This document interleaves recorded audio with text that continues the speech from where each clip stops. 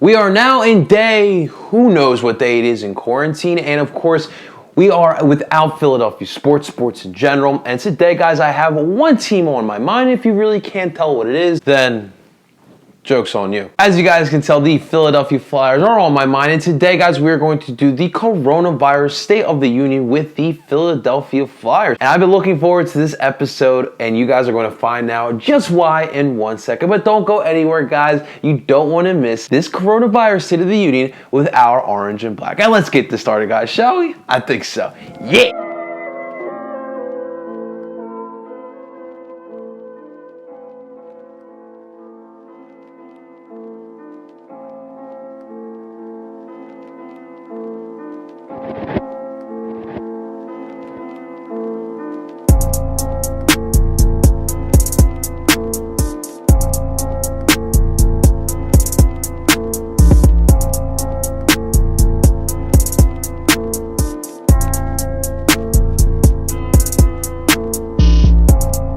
That is right, guys. My name is El Parcero Philly, the uniter of all things sports and culture here in the beautiful city of Philadelphia. And a quick reminder that El Parcero Philly is a proud member of Philly Sports Network. PSN, for all your things Philadelphia sports, head on over to PSN to check that out. I will put a link in the descriptions below so you guys can check that out. And of course, guys, do not forget to like this video, subscribe to this channel, hit the bell button for notifications, as well as sharing this video and this channel to help your guy out here. And guys, I've been looking forward to making this video for the Flyers because look, when it comes to Philly sports over the last year, the Philadelphia Flyers really honestly have been the most exciting team here, and it's been the most successful team out of all 5 sports here in Philadelphia. The way the Flyers were playing before this coronavirus stoppage, listen, they were on a mission, and it's crazy to think where this team has been over the last decade, to think that this team was a Stanley Cup contender. Yes, ladies and gentlemen, that is correct. The Philadelphia Flyers were a Stanley Cup contender. The way they were playing was out of this world, and it's something we haven't seen down at the Wells Fargo Center on the ice in the past 10 years. Now, as we all know, going into this 2019-2020 season for the Flyers, we were going in with a new face as our coach here. As we all know, the dysfunction of Dave Hakstol the year before and Ron Hextall getting the axe as well, it brought in new faces in the front office. Chuck Fletcher came in the middle of last season after the firing of Ron Hextall, and honestly, when I think about the Ron Hextall time, it's very similar to what went down with the Philadelphia Union a couple years ago. In Philadelphia Union 2015 got rid of Sakovic. Philadelphia were going in a different direction, and they needed to build a foundation, lay the groundwork of a championship caliber franchise. And then in came Ernie Stewart, a U.S. men's national team regular, and he built a foundation within the Philadelphia Union. He built the basis. The Union have been growing off the youth system, young kids that have been able to play for the starting team, the senior team, the first team, whatever you want to call it. I think the Flyers with Ron Hextall is very similar. Ron built a foundation for the Flyers. All the draft picks that came into Philadelphia, and all of them went down to Lehigh Valley and played with the Phantoms. And you're starting to see the fruits of that start to produce for you with the Philadelphia Flyers. And the first thing that comes to mind when it comes to this is Carter Hart. Like, the story of this turnaround with the Flyers starts with Carter Hart, because this is the one position that has really lingered with the Flyers for its whole history. I know we had Lindbergh, and may he rest in peace. We had Ron Hextall and Richter, Jack Monick, and we had solid goalkeepers, but we did not have the franchise changer in goalkeeper. You know, a Bernie Parent, we could say, of course. That Bernie Parent is obviously the golden standard of goaltending for the Flyers. And listen, it's still very early for Carter Hart in Carter Hart's career, but he has shown us that he is the guy between the pipes for the orange and black. Obviously, you look at Travis Konecny, who's having an absolutely fantastic season. He's definitely been the MVP for the Flyers this season, having another great, is the best season of his career. And the best part about it is he's having a great season after his contract extension in the beginning of the year, so that's always positive to see. You know, in Philadelphia, we tend to see a lot of guys get paid, and then, you know, their performance starts to dip. So it's always a pleasure seeing Travis Konecny improving, genuinely improving. He's become the best player on our team, and he even made the All-Star team this season. That's one guy. Obviously, there's Philip Myers. Travis Sanheim has been really a pleasure to see. Ivan Provorov, Morgan Frost, Joel Farabee. So you're starting to see the youth starting to put their imprint on this Flyers team. Now, before the stoppage, the Flyers were 41, 21, and 7. That was good enough for second in the Metro, fourth in the Eastern Conference. It's really good. We haven't seen anything like this from the Flyers in a couple of years here. And Vigneault coming in this season, you know, like I mentioned, the goaltending really has improved. That has a lot to do with the improvements of the Flyers, but also this is pure effort and the hard work you're seeing with this Flyers team. You know, this is a team that's going to be slept on. It has been slept on since the beginning of the season. It's going to continue to be slept on whenever we kick things back off. And Vigneault has instilled this hard-working, grinded-out mentality with the Flyers. You're seeing that. They're going hard on the forecheck. They are skating faster, skating harder. And you really have seen this throughout the season. The fact that the Flyers' power play kill has improved so much this season as well. It's been historically bad over the past couple of years, and the improvement you've seen in that area throughout the season really is one of the key parts of why the Flyers have improved this season. We're talking about a top 10 power play killing unit in the NHL. A lot has to do with what's been going on in the locker room, and of course Vigneault's imprints. And even seeing, you know, the three pieces that have really been carrying the Flyers the past couple seasons. And I'm talking about Claude Giroux, I'm talking about Jakub Voracek, and I'm talking about Coots, Sean Couturier. These three players have really been carrying this team over the past couple of years, and these guys have been performing, have been playing well, but they don't have the need to carry this team anymore. This team is a complete team, and that's always very helpful to see as well. And probably the most controversial move this past offseason and for Chuck Fletcher was the trading for Kevin Hayes and then signing him to that what we thought was a big contract. But now when we have seen what he has done this season, he was worth every penny. He was worth the trade, and he was one of the best offseason acquisitions in the NHL this past summer. He has really helped instill Vigneault's imprint on this team. He's third on the team in goals, fifth on the team in points, and really not only his play is inspiring, but he's really helped a guy like Scott Laughton resurrect his career. Scott Laughton is having himself an absolute season. He's a guy who has been written off for so long here in Philadelphia, and he's having himself an absolute season. I do not want to see Kevin Hayes and Scott Laughton break up through whenever play comes back, because those two were really working it on the same line throughout the season. And guys we didn't even expect to contribute the way they have.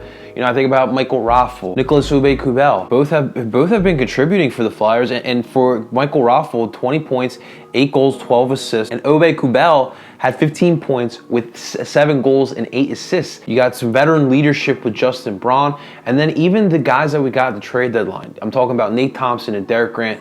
Really have contributed in the very short time that they've been here in Philly, and I really hope that, you know, even a guy like Derek Grant that we can keep on for next season. So the offense has been flying high, and the defense have done their job as well. And you know the mantra in the NHL in today's day and age, and with all those veteran leadership, you know, a guy like Joel Farabee has really been the one that's been benefiting from this. He's had 21 points thus far this season, 8 goals and 13 assists. Even Morgan Frost, when he was up here, looked impressive. He has not been able to get enough minutes up in the NHL with the Flyers. He's spending more time down with the Phantoms, but I have full confidence that he will be a full-time Flyer soon enough, but it's going to take some time. So, you know, with all that high power up top on the offense, they also need to be two-way players as well. They also need to contribute on the offensive side of the glass. Now, when it comes to defense, to me, we have to start with Ivan Provorov. He has been fantastic thus far this season. His wrister from the blue line is very dangerous and has been very effective. I'm talking 13 goals with 23 assists, good enough for 36 points. He's, to me, has been the best defender on this Philadelphia Flyers roster. And then the other underrated trade, Matt Niskanen, has been a fantastic pickup for the Flyers. Of course, the veteran leadership he has, winning Stanley Cups, playing with some of the best players of all time and bringing that over to Philly, it's really been beneficial. He's had his moments where, you know, he looked a little lost, but that beginning of the season, and just look at those games from the beginning of the season, the way he's contributed, something that we haven't had, and you know, him pairing with Provorov really has been great. It's been a lifting of some weight off of Provorov's shoulders, and Niskanen, he doesn't mind putting that weight on his shoulders, and he's done very well for the Flyers, getting himself 8 goals and 25 assists. Not a bad season thus far for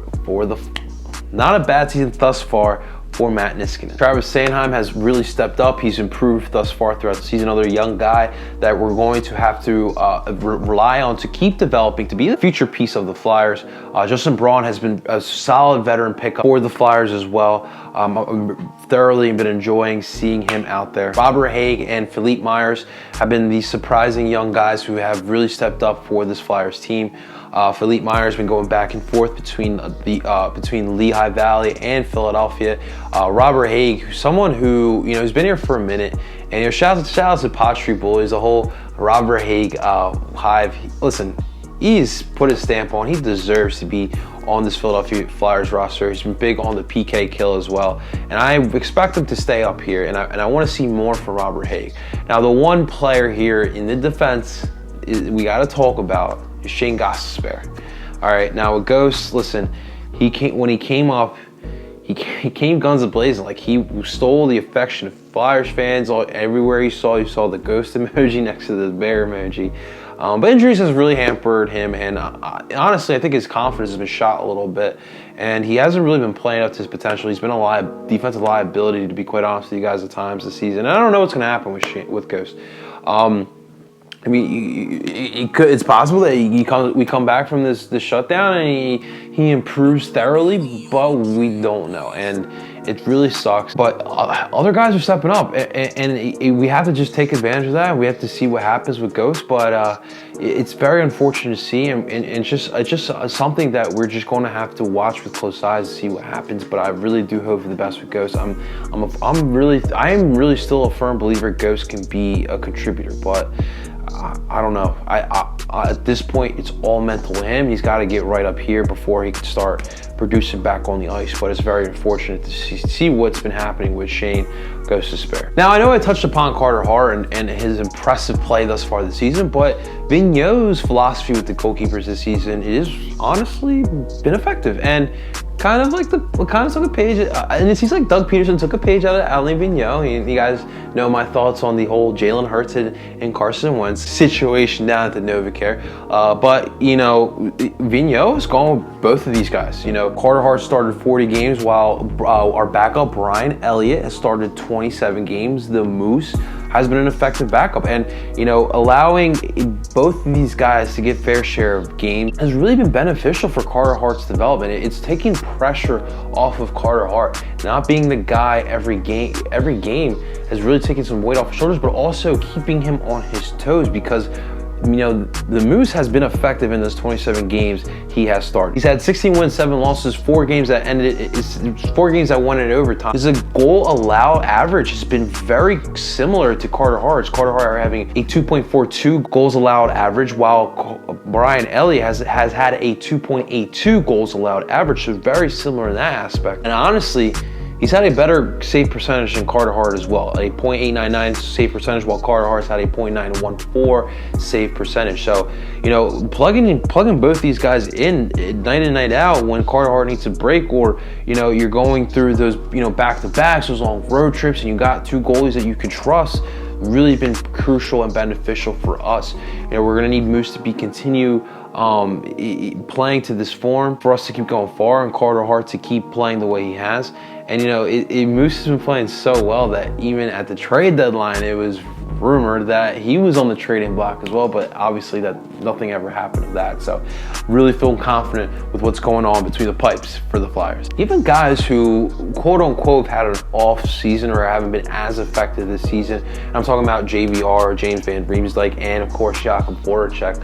Those guys have been pretty solid this season. Now, the thing with Voracek is, listen, he's not the type of guy who's going to light it up with goals throughout the season, but he's a playmaker and he creates for others, and teams have to put an eye on that. And my man still had 12 goals 44 assists, 56 points. That's pretty impressive numbers. And listen, I know he's up for $8 million going into next season, and it's been rumored, and everyone wants to know whether or not he is going to be saved going into the expansion draft. As we all know, Seattle's coming into the NHL next season, and Voracek could be a guy on that block. But listen, you can't underestimate, the skill set that Voracek has. You need that type of guy. You need that Pippen. You need that guy who's willing to be selfless and produce for the team. And Voracek has quite honestly been that. And JVR, listen, my man has been battling with injuries this season.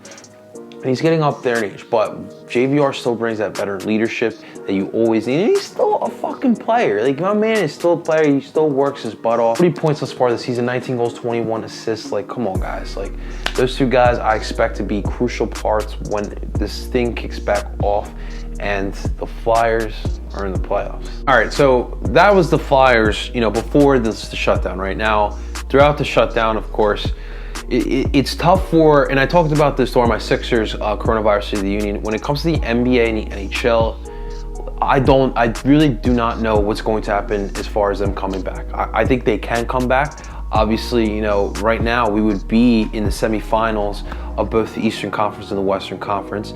But the NBA is getting closer to starting individuals workouts. The NHL really they really don't have a timetable right now. They don't have any word of when we're going to get closer to getting back to play. So it's tough for the NHL and the Flyers to see when we're going to actually see them back. But when Gary Bettman and the NHL do decide on when the NHL does come back, I think the Flyers are going to have a good chance of making a Stanley Cup run, guys. Like, the way they were playing going into the shutdown, they were the hottest team in the NHL. If we all remember, right before the shutdown, the Flyers were on a 9-game winning streak, and they were the hottest team in the NHL. And the way they were beating teams, they put up no less than 3 goals in those games. They looked that good. Like, they were, and for a good portion of that winning streak, they were in first place in the Metro, ahead of the Washington Capitals, a team that they beat convincingly in their own barnyard, winning 5-2. And when I look at the rest of the Eastern Conference, now the number 1 seed, Boston Bruins, okay, I might be a little bit worried. They've given us the toughest of the toughest games this season, and they actually broke our winning streak. It was literally the last game before the shutdown. The Bruins beat us 2-0. Obviously, those guys are playoff tested, and they did just make the Stanley Cup last season. So that's definitely a team I'd be a little worried with. But in a 7-game series, guys, honestly, I really do like our chances with that. The second seed, the Tampa Bay Lightning, I do not want to see them at all. I really hope they get upset again like they did last season, because they are the most physical team in the NHL. And I know the Flyers really try to stay away from that Broad Street bully mantra, and they really have created a nice finesse team with a lot of speed and a lot of skill, but we've lost that enforcer and that brute mentality that we've always known throughout Flyers history. So Lightning is the one team in the East that really worried me the most, and I don't feel confident at all going into a 7-game series against the Tampa Bay Lightning. The Washington Capitals, that's a team that is getting up there in age. We played them really well thus far this season, and that's a team I'm not really worried about. A Metro team, and I would like our chances in a 7-game series against those guys. Pittsburgh Penguins are at 5, and now listen, we all know the Pennsylvania rivalry between the Flyers and the Penguins, but look, I'm being straight up here. I'm not worried about the Penguins. I'm really not. And I know they've given us an embarrassing moment this season, but I would feel really confident going into a 7-game series against the Pittsburgh Penguins. Just saying. And then 6 through 8, Carolina, Toronto, Columbus, those 3 teams, again, I feel confident playing and seeing in the playoffs. So there's really just maybe 1.5 teams in the Eastern Conference that I would feel worried about going into the playoffs for the Flyers. So whenever this thing jumps back up, give me those playoffs. I'm ready for those playoffs. Out of all 5 sports in Philadelphia, honestly, to me, the Flyers are the team that are in the best position to do something in their league, in getting a parade back on Broad Street. I look at this team. This is a complete team. You have veteran leadership as well. You got guys like Claude Giroux, JVR, Kevin Hayes, Jakub Voracek, the list goes on. And you still have young, talented players like a Travis Konechny, Joel Farabee, Ivan Provorov, Travis Sanheim, Carter Hart. You have that mixture there. It's a hard-working team. And you have a coach who's been there and done that. Vigneault has been coached 2 different teams to Stanley Cup Finals.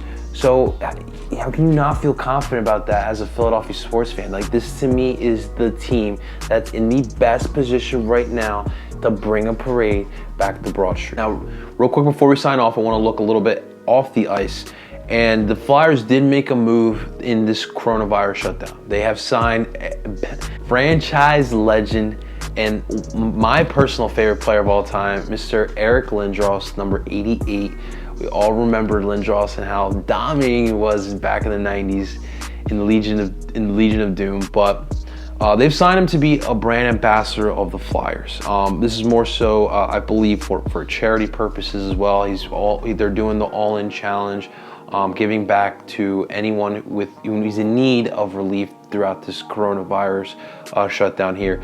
But we know Eric Lindros is going to have a big imprint and big job to do here as a brand ambassador. He's a fan favorite for all Flyers fans. And, you know, when you look at the Flyers this season, they've had success on the ice. But off the ice, they've really kind of fallen off. And since our great owner, Mr. Ed Snider, passed away a couple seasons ago, they've really lost that touch that Snider brought to this team. A lot of Philadelphians could relate with the Flyers in the way they were. Like, the whole Broad Street bully mentality, you know, Flyers fans and Philadelphians ate that shit up, and it kind of felt like they lost it over the past couple of years, and they've kind of lost the touch within the city. We could clearly tell because, you know, when we looked at the Wells Fargo Center, you know, even though the Sixers are the NBA and they had a lot of hype and you got superstars like Joel Embiid and Ben Simmons, the Flyers did better performance-wise, and yet the Sixers were outselling them like crazy. And moves like this, bringing on Eric Lindros back to the franchise to be a brand ambassador. 20 years since they actually, you know, said no to the qualifying offer, which led to his trading to the Rangers. And it's funny how things work out, but he's brought on as the brand ambassador, and I hope that he can bring back some of that Flyers mantra. I love the way how the Flyers have changed the style of play on the ice, but off the ice, you got to bring back that Broad Street bully mentality a little bit. You know, cater to the fans here, and that's what they really want. And this is an absolutely great signing for the Flyers. I want to see what they can do with Lindros. I want to see them get back into the community. Just continue what Ed Snider did. Like, you know, you think of Snider building those rinks in like North Philly, South Philly, you know, trying to, you know, go to the lower class parts of the city to bring awareness of the sport of hockey. So that's definitely great to see, and I'm a fan of this move. But, you know, let me know. You guys let me know. What are your thoughts on this move, as Eric Lindros is now a brand ambassador for the Flyers? That's all I got for you guys today. You know, I really do miss the Flyers. Like I said, they were the team that was the most exciting out of all the 5 Philly sports teams right now, and it sucks right now that we don't have them. And I really cannot wait to see them come back. But in the comments below, guys, that's where I want to hear from you. Let me know what you missed the most about the Flyers. How do you feel about them when they come back to play, hopefully sometime soon? Let me know all your thoughts on the Flyers down in the comments below, guys. But that's all I got for you. Thank you so much for watching. I really appreciate it, guys. But don't forget to like the video, subscribe to the channel, hit the bell button for notifications, as well as sharing this video and this channel to help your boy grow. And of course, guys, you want to follow me on any platform of social media, you can definitely do so. On Twitter, we are at Parcero Philly, Instagram at L_Parcero_Philly, and you can also follow me on those TikToks, ladies and gentlemen. Yes, follow me on TikTok at El Parcero Philly as well. And don't forget to head over to Philly Sports Network for all your Philly sports needs. I will put a link in the description below so you guys can check that out. And guys, I go by the name of El Parcero Philly, and I'm telling you guys that it is fly or die. I'll talk to you soon.